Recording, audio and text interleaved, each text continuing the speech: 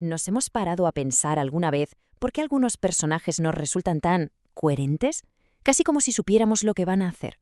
Pues hoy vamos a hablar de una de las herramientas más sutiles, pero a la vez más potentes que usan quienes crean historias: el color. Pero ojo, no como algo decorativo, sino como un auténtico lenguaje secreto para definir a los personajes. Y es una de esas técnicas que en cuanto la conoces, de repente la empiezas a ver en todas partes. El gran reto para cualquier persona que narra una historia es siempre el mismo. Más allá de un diálogo ingenioso o una apariencia que llame la atención, ¿qué es lo que hace que un personaje se nos quede grabado en la memoria? ¿Cómo se construye una identidad que de verdad vaya más allá del papel o de la pantalla? Bueno, pues una de las respuestas más interesantes a esa pregunta es precisamente esta: darle a cada personaje un color simbólico, uno que sea solo suyo. Y no es solo una cuestión de estética, ¿eh? Se trata de ir tejiendo una paleta de colores a lo largo de toda la historia para construir la emoción y la identidad que la hacen única. Venga, vamos a profundizar en esta idea. Primero, definiremos qué es exactamente esto del color de un personaje. Después, veremos un ejemplo perfecto para entenderlo: las pelis de superhéroes. A partir de ahí, exploraremos cómo funciona como herramienta para quien escribe, qué efecto tiene en la audiencia y, para terminar, cómo se puede usar para algo tan complejo como pintar las emociones. Empecemos por el principio, por el concepto fundamental. A ver, cuando hablamos del color de un personaje, no nos referimos solo a la ropa que lleva. Es algo bastante más profundo. El color del personaje es una lección narrativa, 100% deliberada. Funciona como una capa extra de información. Es tan importante y nos dice tanto sobre él como su forma de hablar o sus manías. Sirve para comunicar la esencia de quién es esa persona. Y para que todo esto no suene muy abstracto, vamos a ver un ejemplo perfecto. Las historias de superhéroes son, de verdad, una clase magistral sobre cómo usar el color para definir a sus protagonistas.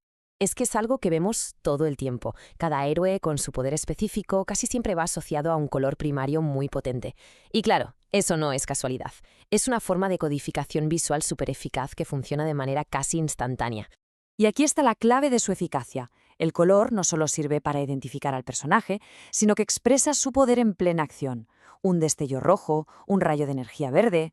Esto crea una conexión inmediata y muchísimo más fuerte con el público, haciendo que la experiencia sea totalmente inmersiva. Muy bien, pues ahora vamos a cambiar de perspectiva.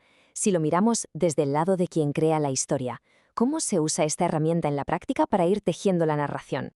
Para quien escribe, el color se convierte en una especie de guía. Le ayuda a mantener la coherencia, asegurarse de que lo que hace un personaje siempre va en línea con su papel en la trama. Es como un ancla visual que refuerza su propósito en cada escena que aparece. Y claro, todo esto tiene un efecto directo en quienes vemos la historia. ¿Qué es lo que pasa exactamente en nuestra mente cuando nos exponemos a este uso tan constante del color?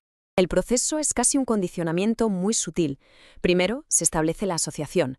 Este personaje siempre va ligado a tonos azules, por ejemplo. Con la repetición constante, nuestro cerebro empieza a crear un atajo, y al final llega la impresión. Ese color se convierte en el personaje. Su sola presencia en pantalla ya nos puede evocar a ese personaje incluso antes de que aparezca. Y una vez que esa conexión subconsciente ya está creada, el escritor tiene en sus manos una herramienta potentísima. Puede jugar con ella, usar el color para anticipar la llegada de alguien, para mostrar su influencia en una escena, o incluso para romper nuestras expectativas. Así es como se añade una capa de profundidad increíble a la narración.